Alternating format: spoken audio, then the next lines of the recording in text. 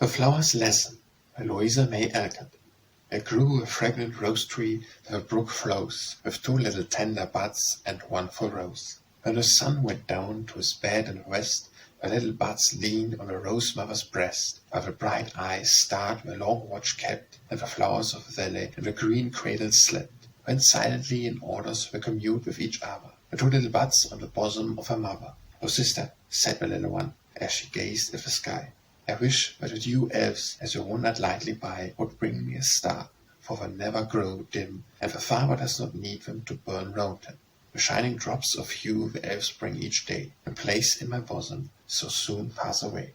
But a star would glitter brightly for the long summer hours, and I should be fair than all my sister flowers, would were better far when the dew drops that fall on the high and the low, and come along to all.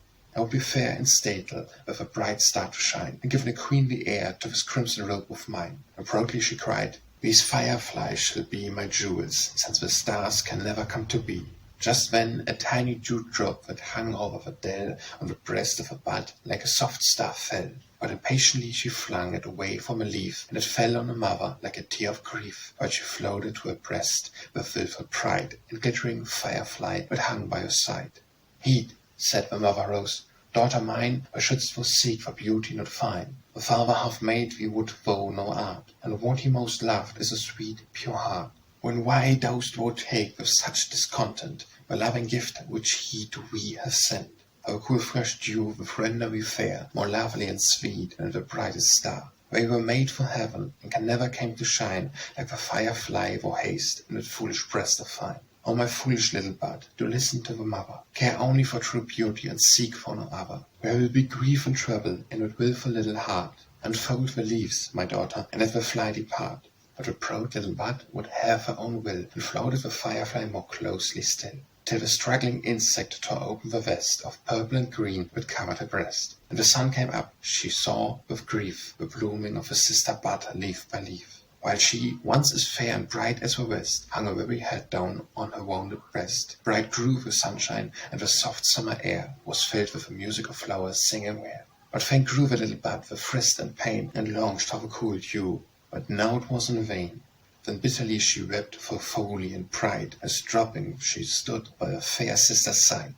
And the rose mother leaned her very little head on her bosom to rest, and tenderly she said, "O hasted learn, my little bud, whatever may betide, thou canst win thyself no joy but passion or by pride. The loving Father sent the sunshine and the shower, and thou mayst become a perfect little flower, with sweet dews to feed thee, with soft wind to cheer, and the earth as a pleasant home which thou dwelling her.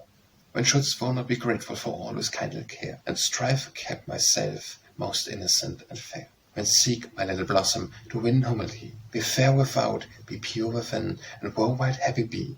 So when the quit autumn of a fragrant life shall come, thou mayst pass away to bloom in the flower spirit's home. Not from the mother's breast, where I still lay hid, into the fading bud the dewdrop gentle slide. Stronger grew the little form, and happy tears fell, as the dew did its silent work, and the bud grew well, while the gentle rose leaned with motherly pride over the fair little ones that bloomed at her side. Night came again, and the fireflies flew, but the bud let them pass, and drank of the dew. And the soft stars shone from the still summer heaven on the happy little flower that had learned the lesson given.